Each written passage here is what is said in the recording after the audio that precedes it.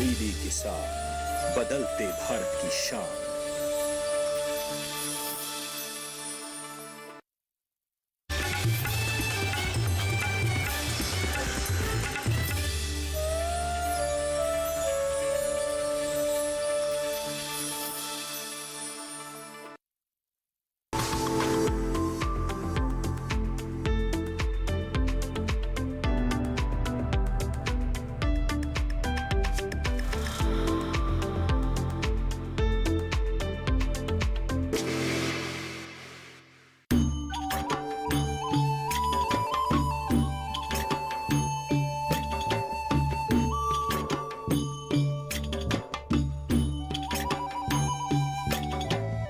मेरा गांव किसी शहर से कम नहीं है। मेरे गांव में हर सुख सुविधाएं हैं। मेरा गांव हर योजनाओं से रूबरू है। कभी आप भी गांव चलिए और गांव के किसान भाइयों से मिलिए। आज की चौपाल चर्चा उत्तर प्रदेश जिला गाजियाबाद दासना देहात से होगी, जब प्राकृतिक खेती पर बात होगी। तो आप भी हमारे साथ चलिए और जानिए प्राकृतिक खेती को लेकर किसान भाई क्या चर्चा करते हैं।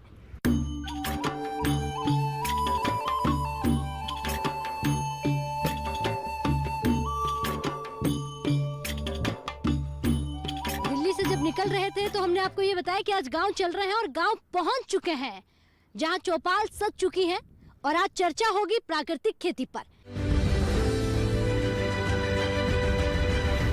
प्राकृतिक खेती देखिए भारतीय पद्धति की कहा जाए तो प्राचीन खेती है, जिसे जन्मों जन्मों तक हमारे पूर्वज करते आए हैं और आज भी इसको कहीं ना कहीं हमारे किसान भाई हैं जो लगातार इस प्राकृतिक खेती को बढ़ावा दे रहे हैं और कर रहे हैं।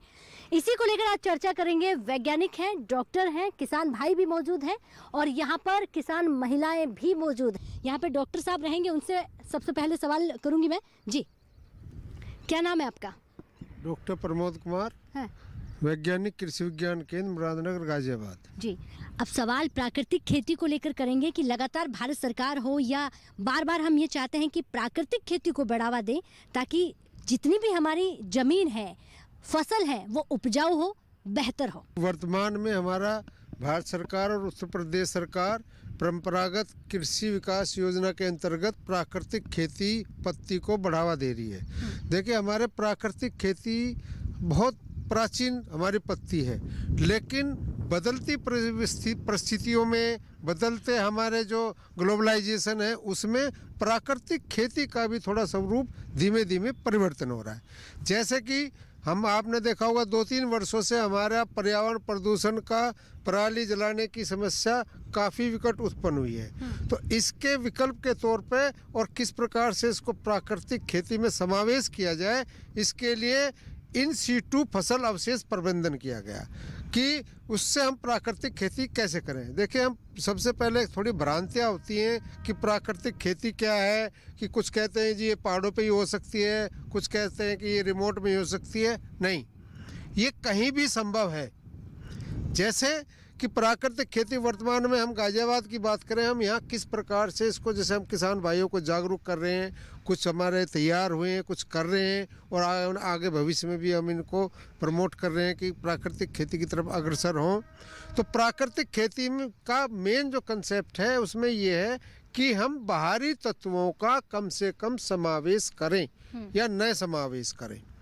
और जैविक खेती में है कि केवल जैविक साधन का प्रयोग करें, चाहे जैविक हमारे खेती के उत्पादित हो चाहे बाहर साधनों से हो। जैसे एक कॉमन डिफरेंस है जैविक खेती प्राकृतिक खेती में कि प्राकृतिक खेती में राइजोबियम, एजिटोबैक्टर या जो भी जैव उर्वरक हैं वो प्राकृतिक खेती में प्रयोग नहीं किए जा सकते, जबकि ऑर्गेनिक जैविक खेती में किए जाते हैं। प्राकृतिक खेती में केवल देसी गाय का मूत्र और गोबर का प्रयोग किया जाता है या फसल अवशेषों को खेत में ही, जिसको इन सीटू प्रबंधन बोलते हैं, उसमें प्रयोग किया जाता है, जिससे कि हमारे खरपतवार कम हो, जीवांश बढ़े और प्राकृतिक परिवेश में खेती अपने आप सबसे स्फूर्त हो। जी, बहुत अच्छी जानकारी किसान भाइयों के लिए। लेकिन यहाँ पर हमारे साथ और भी डॉक्टर मौजूद हैं। जी, क्या नाम है आपका? मैं डॉक्टर अरविंद कुमार हूँ, प्रभारी अधिकारी कृषि विज्ञान केंद्र मुरादनगर से हूँ। किस तरह से लोगों को आप जागरूक कर रहे हैं कि वो प्राकृतिक खेती की ओर ध्यान दें, ज़्यादा से ज़्यादा उस खेती को करें? देखिए, आज हम लोग जो है इस स्थिति में आके खड़े हो गए हैं कि जहाँ पर हमें जो पेस्टिसाइड के द्वारा बहुत बड़ा नुकसान हो रहा है, जिसमें हमारा चाहे हमारा खुद का स्वास्थ्य हो, मानव जीवन में जो आज देखने को मिल रही है, और यहाँ तक भयावह समस्या है कि पेस्टिसाइड की पंजाब में सबसे ज़्यादा ये भारत में पेस्टिसाइड पड़ता, तो वहाँ से एक ट्रेनिंग आती है जिसको शायद हम लोग कैंसर ट्रेन के नाम से जानते हैं। तो ये सब चीज़ को देखते हुए सरकार की अपनी मंशा है और उन्होंने काफ़ी बड़ा एक प्रोजेक्ट दिया है इस पर कि प्राकृतिक खेती की तरह किसान भाइयों को जागरूक किया जाए। तो इसमें इसी कड़ी में हम लोग कृषि विज्ञान केंद्र पर अपने कृषि विज्ञान केंद्र के माध्यम से मैंने खुद मेरे विश्वविद्यालय के द्वारा जितने भी कृषि विज्ञान केंद्र हैं सभी पर एक एक देसी गाय उपलब्ध कराई गई है। उस देसी गाय के जो गोमूत्र है, बीजामृत है, जीवामृत है, इनके जो हम बनाएंगे कि खेती में किस तरीके से उसमें फौना और फ्लोरा कहें कि ज़मीन के अंदर जो ऑर्गेनिक मैटर है उसको हम किस तरीके से बढ़ा सकते हैं। तो ये सारे हमारी गतिविधियां रहेंगी आगे के लिए। तो आगे हम किसानों को इसके माध्यम से ट्रेनिंग देंगे, उनको डेमोस्ट्रेट प्रदर्शन कराए जाएंगे और उनके फ़ायदे के बारे में बराबर हमारे यहाँ कृषि विज्ञान केंद्र पे हम चाहेंगे कि अभी हम कुछ जो मेला लगते हैं तो उस मेला के द्वारा भी हम मास में अपने कृषि विज्ञान केंद्रों को इस विषय पर मैं जागरूक करने की कोशिश करूँगा। क्या बात है, बहुत धन्यवाद वैज्ञानिक साहब। आप बैठ जाइए। और किसान भाई भी हैं जो प्राकृतिक खेती करते भी हैं और इसको किस तरह से करना है लोगों को जागरूक भी करते हैं। क्या नाम है आपका? मेरा सुभाष। अच्छा सुभाष जी, प्राकृतिक खेती में प्राकृतिक खाद कैसे बनाएं, किस तरह से प्राकृतिक खेती को करने के लिए खाद को खेतों में डालना है? इसके लिए गोबर का खाद और जो है कंपोस्ट खाद, पत्तियों का खाद, ये तैयार किया जाता है इसके लिए। और ये भारत सरकार की बहुत अच्छी पहल है, क्योंकि कुछ जो फसल हैं वे प्राकृतिक रूप से ही हो सकती हैं। उसका मैं जैसे ऑस्ट्रिक फर्न है, ये बाहर के देशों में काफ़ी रिसर्च हुआ इस पर। ये बहुत गुणकारी है, औषधीय है, बट ये उगाया जा सकता है प्राकृतिक रूप से ही। वैसे इसको नहीं उगा सकते। और स्वीट सेसली है और वाइट लीक है, ये चीज़ें जो है प्राकृतिक रूप से ही हम उगा सकते हैं। और इनमें औषधीय गुण इतने हैं कि बहुत सी बीमारियां दूर कर सकते हैं। अस्थमा हुआ और हाई ब्लड प्रेशर हुआ और बहुत कैंसर हुआ, उसके लिए बहुत लाभदायक चीज़ें हैं ये। हम इनको भी मंगाकर उगाना चाह रहे हैं। अब हमारे पास आ चुके हैं सीढ़ियाँ, ये प्राकृतिक रूप से पैदा होंगी फसलें और इसका रिजल्ट बहुत अच्छा आएगा। बहुत गुणकारी चीज़ें हैं ये और हम उगाने शुरू कर दिए हैं, कुछ चीज़ें उगा रहे हैं हम। तो इसके लिए काफ़ी मेहनत हमें करनी पड़ेगी और हम उसके लिए तैयार हैं और करेंगे। मैं इसके बारे में इतना ही कहना चाहता हूँ। जी चलिए।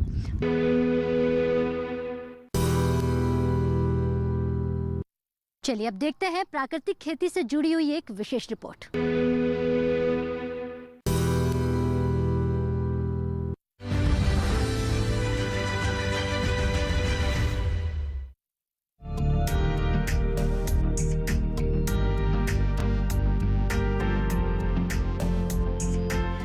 हमारी माता है और हम उसके पुत्र।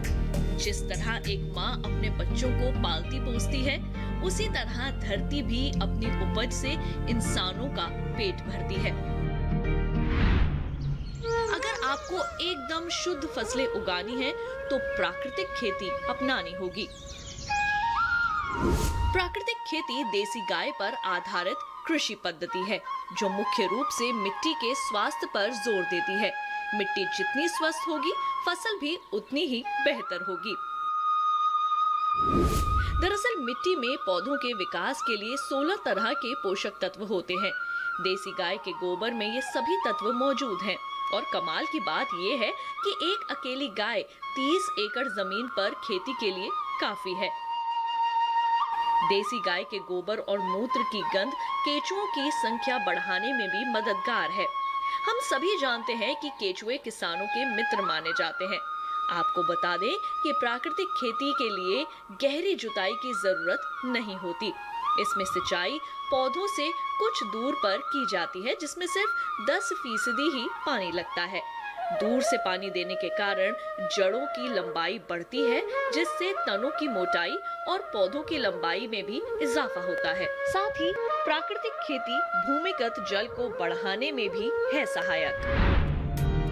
प्राकृतिक खेती में पौधों की दिशा उत्तर दक्षिण होती है। ऐसा करने से पौधों को सूरज की ऊर्जा और रोशनी ज्यादा समय तक मिल जाती है। इससे पौधे अपने शरीर का निर्माण कर लेते हैं, जिससे न सिर्फ कीट लगने की आशंका कम हो जाती है, बल्कि पौधों में पोषक तत्व भी संतुलित मात्रा में इकट्ठे हो जाते हैं। प्राकृतिक खेती में मुख्य फसल के साथ सहयोगी फसलों को भी उगा सकते हैं। इस तरह की खेती में देसी बीजों की काफी अहम भूमिका होती है। देसी बीज पोषक तत्व कम लेते हैं और पैदावार ज्यादा देते हैं। प्राकृतिक खेती से उपजी फसलें मौसम की विषमताओं को काफी हद तक सहन कर लेती हैं, जिससे किसान आर्थिक नुकसान से बच सकते हैं।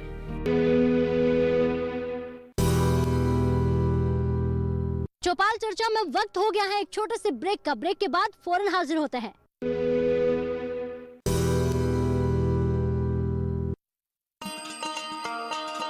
किसान भाइयों गांठ बांध लो, गांठ बांध लो। बात बहुत है काम की, समृद्धि के पैगाम की।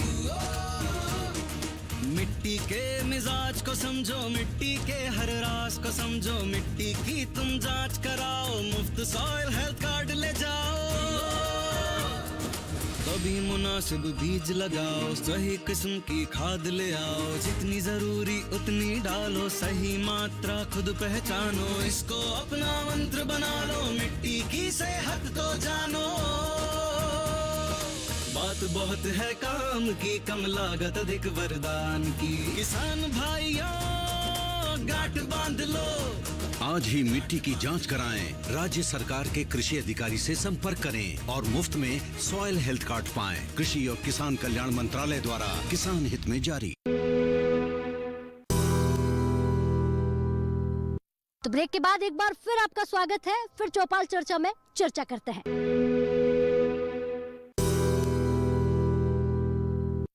जी खड़े होइए। क्या नाम है आपका? मेरा नाम हाजी दाऊद है। अच्छा हाजी दाऊद जी, अगर प्राकृतिक खेती करनी है तो उसको आपको और भी बेहतर बनाना है, तो किस तरह से आप इस खेती को करेंगे? ये है मैम, जैसे देसी खाद हम यूज़ करते हैं तो इससे ऐसा एक तो जो स्वास्थ्य के लिए बहुत अच्छा है, और बाकी डॉक्टर साहब से हम अभी जल्दी जुड़े हैं और जैसा भी बेहतर हो उसमें वो इनसे मालूम करेंगे, सीखेंगे कुछ इनसे।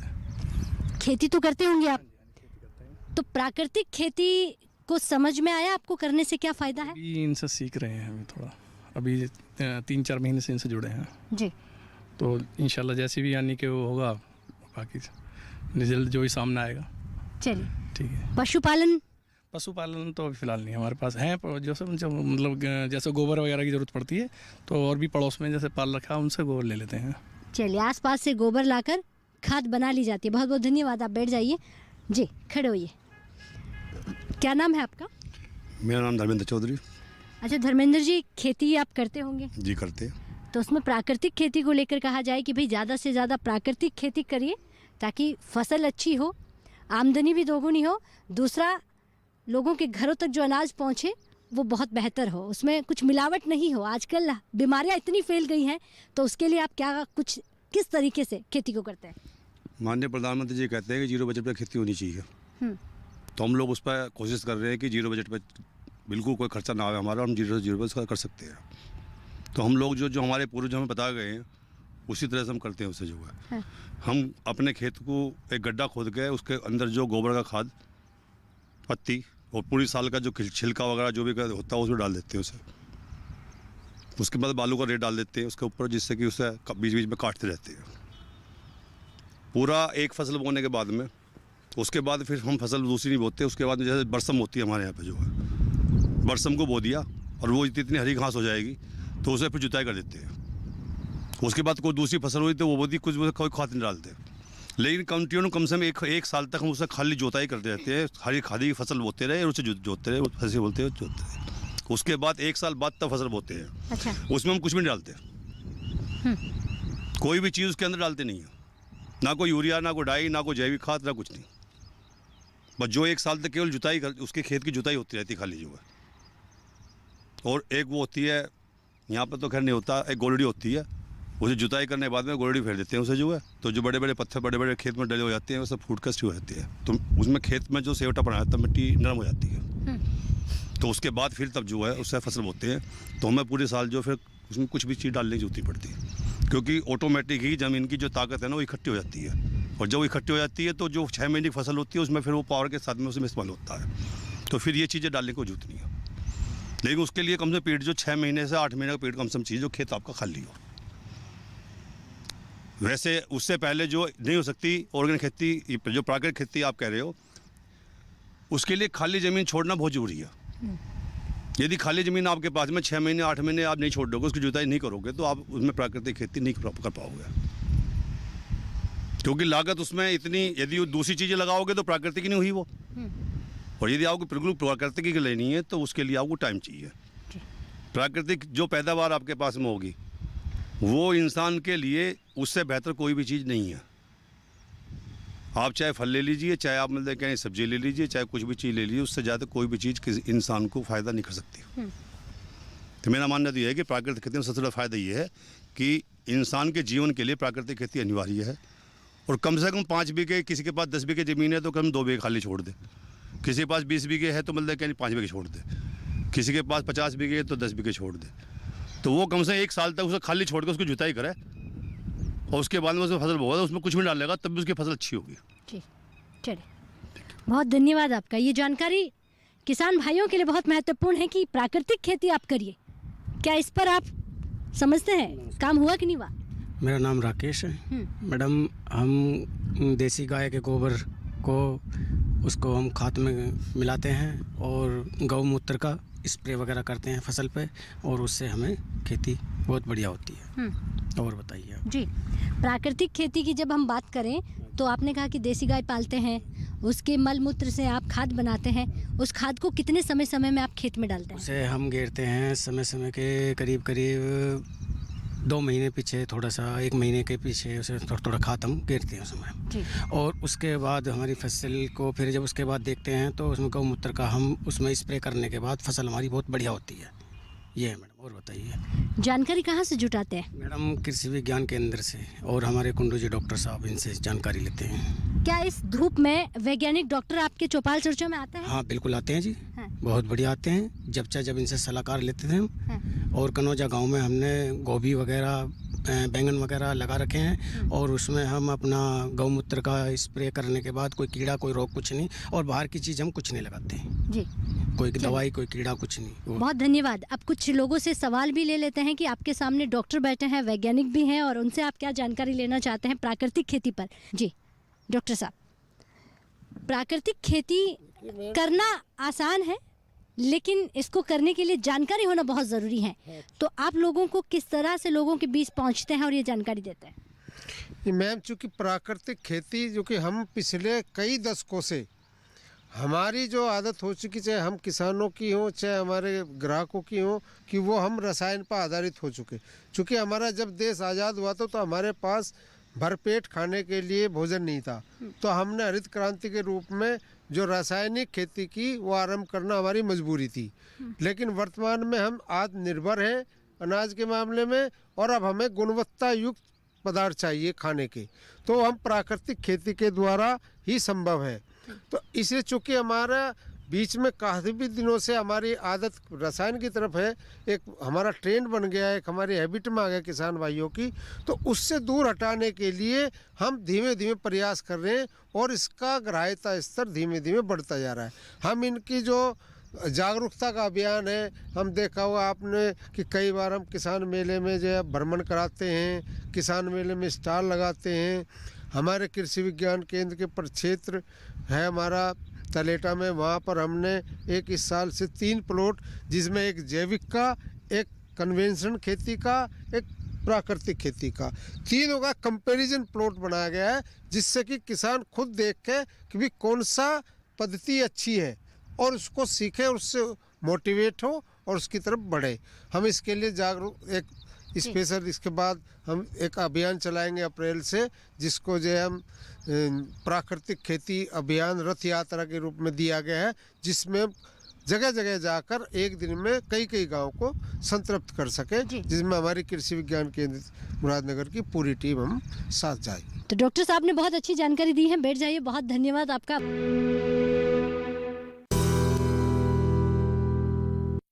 चौपाल चर्चा में वक्त हो गया है एक छोटे से ब्रेक का। ब्रेक के बाद फौरन हाजिर होते हैं।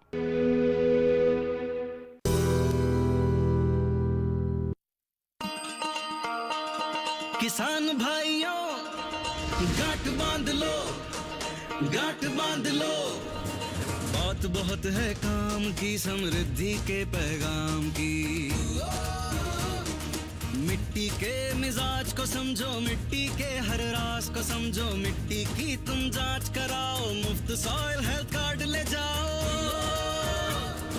कभी मुनासिब बीज लगाओ, सही किस्म की खाद ले आओ, जितनी जरूरी उतनी डालो, सही मात्रा खुद पहचानो, इसको अपना मंत्र बना लो, मिट्टी की सेहत को जानो। बात बहुत है काम की, कम लागत अधिक वरदान की, किसान भाइयों गांठ बांध लो। आज ही मिट्टी की जांच कराएं, राज्य सरकार के कृषि अधिकारी से संपर्क करें और मुफ्त में सॉइल हेल्थ कार्ड पाएं। कृषि और किसान कल्याण मंत्रालय द्वारा किसान हित में जारी।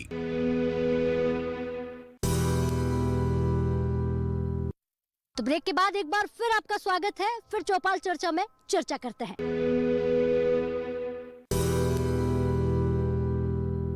क्या नाम है आपका? मोनिस। अच्छा, कोई सवाल है आपका? हाँ, मेरा ये सवाल है कि पराली का खाद कैसे बनाया जाए खेत में। जी चलिए बैठिए आप। अब डॉक्टर साहब के पास पहुंचते हैं। पराली की खाद कैसे बनाएं? अब पराली जलानी तो है नहीं है, तो अब उसको खाद में कैसे परिवर्तन करें? निश्चित तौर पे हमारे किसान भाई का बहुत अच्छा सवाल है और आज की ये विशेष समस्या है, चूँकि यहाँ पर गन्ना और धान और गेहूं की विशेष खेती की जाती है और धान का जो पुआल है, पराली जिसे कहते हैं या पुआल कहते हैं किसान हमारे, तो उसमें हम ये समझा रहे, अभियान भी चला रहे। इसको खेत में मिलाने के लिए हमारे पास भारत सरकार के द्वारा एक प्रोजेक्ट भी है, जिसके तहत हमारे पास कृषि यंत्र आए हुए थे। और उसमें एक मल्चर यंत्र है। मल्चर यंत्र को अगर किसान भाई अपना खेती में जैसे ही धान काटता है तो उसके पुआल आता है, तो मल्चर के द्वारा उसको जो है बहुत छोटे छोटे टुकड़े बना दिए जाते और खेत में वो टुकड़े बना देता मल्चर। और उसमें उसके साथ ही साथ एक वेस्ट डिकम्पोजर दवाई आती है, दवाई कहेंगे या उसमें फफूंदी होती है, किसानों को दवाई के रूप में ही समझाया जाता है। ये वेस्ट डिकम्पोजर लेकर बहुत सस्ता होता है, ये 30-35 रुपए का एक आ जाता है। और ये किसान भाई हम अगर चाहें तो हम कृषि विज्ञान केंद्र के द्वारा भी उपलब्ध करा देंगे इनको। एक वेस्ट डिकम्पोजर लेकर एक 200-250 लीटर पानी में वो दवा मिलाकर और इसको जो है 2.5 किलो गुड़ उसमें मिला लें और उसको 15 दिन के लिए रखा जाता है और उसी को जो है सिंचाई के पानी के साथ में पूरे खेत में डाल दें तो वो जल्दी सड़ जाएगा। ये सड़ाने की तकनीक है उसको जी। तो उसके किसान की अच्छी तरह से खाद बच जाएगी। अच्छा, इसी से जुड़ा आप ही से सवाल करूंगी कि सड़ाने की तकनीक जो है वो बहुत आसान है, तो क्या अब हमारे तमाम गाजियाबाद के किसान हैं वो जागरूक हो गए हैं, पराली जलाते कि नहीं जलाते हैं? बिल्कुल, हमारा जो है गाजियाबाद में किसान भाई का सबसे कम रेशियो रहा है इस वर्ष जो पराली जलाने का। हमने कोशिश करी, हर जगह हमने मेले भी लगाए, दीवार पे पेंटिंग कराई है हमने, हमारे कृषि विज्ञान केंद्र के द्वारा वॉल पेंटिंग भी जागरूकता के लिए हम लोगों ने कराई थी। और हमने पंपलेट के द्वारा भी जगह जगह पंपलेट बंटवाए, मेला लगाए, किसान मेला लगाए और हर गाँव से एक एक किसान को बुला करके ये 5-5 दिन की हमने ट्रेनिंग भी दी थी इसके ऊपर। तो उसमें जागरूकता बढ़ी है और किसान भाई उसको आगे ले जा रहे हो। हमारे किसान, हम समझते हैं कि अब पराली नहीं जला रहे हैं। क्या बात है, बहुत अच्छा। और इतनी जानकारी से हमारे किसान भाई समझ गए हैं, तो किसान भाइयों से सवाल भी ले लेते हैं जी। सर पर पगड़ी, चेहरे पर मुस्कुराहट और जानकारी लगातार किसान भाई हमारे वैज्ञानिक से ले रहे हैं। कोई सवाल आपका? हाँ जी, मेरा सवाल है, मैं चाह रहा हूँ जीवामृत के बारे में सारी जानकारी मिलनी चाहिए, ये है क्या? आपका नाम क्या है? अली मोहम्मद। अली मोहम्मद जी का सवाल बहुत अच्छा है। जीवामृत क्या होता है, कैसे बनाएं, इसकी जानकारी आप दीजिएगा। जीवामृत के लिए 5 चीज़ों का प्रयोग होता है।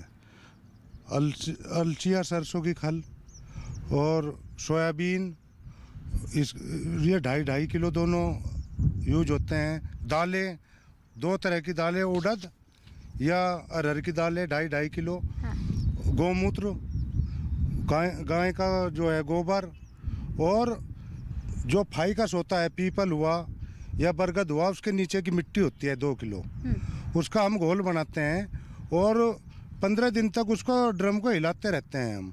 उसमें 15 दिन से 20 दिन के पश्चात वो तैयार हो जाता है, वो जीवामृत होता है जी। वो फसलों के लिए बहुत लाभदायक होता है। उसमें काफ़ी हार्मोन्स होते हैं, जैसे जिब्रेलिक एसिड होता है और एस्टिलिन एसिड होता है, और कई चीज़ें उसमें होती है।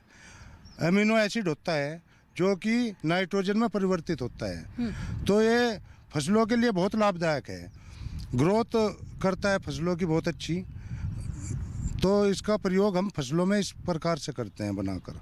जी, बहुत अच्छी जानकारी। और भी यहाँ पर सवाल पूछने के लिए हाथ खड़े कर रहे हैं कि भाई हमें भी जानकारी चाहिए। क्या नाम है आपका? धर्मेंद्र चौधरी। धर्मेंद्र जी, क्या सवाल है आपका? मेरा सवाल ये है कि माननीय प्रधानमंत्री मोदी जी कहते हैं कि प्राकृतिक खेती बहुत अच्छी है। हम लोग प्राकृतिक खेती करने की कोशिश भी कर रहे हैं। उसके लिए हमें लगभग जो है 11 से 12 महीने का पेड़ जो हमें खाली ज़मीनें छोड़नी पड़ती है, तो उस बीच में हमें कोई भी उसकी आमदनी नहीं मिल पाती। तो हमारा ये सवाल है कि क्या सरकार हमें मतलब कहने की जो प्राकृतिक खेती करेंगे, क्या उसके लिए कुछ छूट दे सकती है, या क्या उन किसानों को छूट दी जाएगी? कोई ऐसी स्कीम है कि जिसके, या सरकार ने कोई लागू करी है कि जिसकी उसके भरपाई हो सके उस 1 साल की? चलिए। और यदि नहीं है तो मेरा कहना ये है कि सरकार को इस बात पर आरक्षण करना चाहिए, मतलब ध्यान देना चाहिए कि जो प्राकृतिक खेती करना चाहते हैं किसान, उसके लिए जो उसका 9 महीने का 10 महीने का जो पेड़ मतलब कहने की खाली ज़मीन हो रहा है, जिस पर उसको कोई आमदनी नहीं हो रही है, तो उस किसान को सबसे ज़्यादा जो स्कीम है उस किसान को दी जाए जो किसान प्राकृतिक खेती करनी चाहते हैं जी, जिससे कि उसकी भरपाई हो सके। बहुत बढ़िया सवाल जी। हम किसान भाई की बात से सहमत हैं, क्योंकि जो भी हमारा प्राकृतिक खेती का उत्पाद है, उसको जो उससे खेती कर रहा है किसान, उसको कोई ना कोई प्रोत्साहन अवश्य मिलना चाहिए।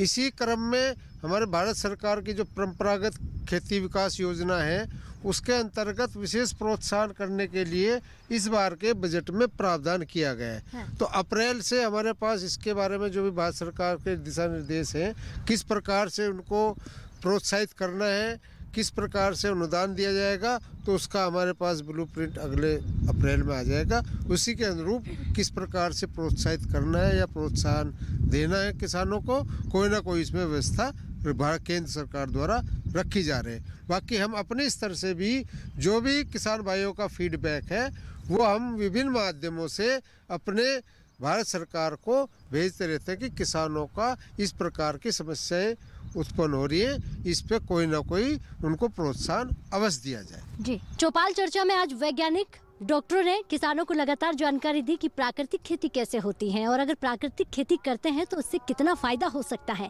सरकार की योजनाएं सीधे तौर पर किसानों तक पहुंच रही हैं या नहीं। डीडी किसान की टीम लगातार यहां पर लोगों से सवाल कर रही थी और जानकारी जुटा रही थी। अब आपसे इजाजत चाहेंगे, फिर आपको मिलवाते हैं एक ऐसी ही योजना से जो सीधा आपको ये कहेगी कि अब हम जागरूक भी हैं, समझदार भी हैं और इस योजना का फायदा भी उठा रहे हैं। तो इजाजत दीजिए, नमस्कार।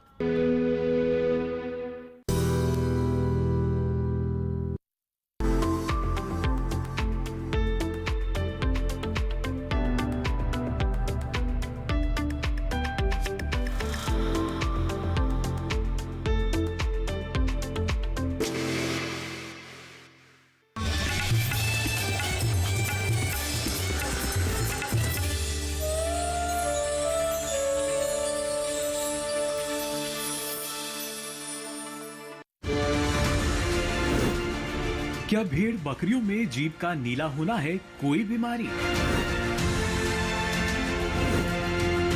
क्या भेड़ और बकरी पालकों पर लापरवाही पड़ सकती है भारी? कैसे होगा बीमारी में भेड़ बकरी का रखरखाव? कैसे संभव होगा आर्थिक नुकसान से बचाव? देखिए भेड़ बकरियों में ब्लू तंग रोग, कारण और लक्षण अपना पशु चिकित्सक में इस रविवार शाम 6:30 बजे।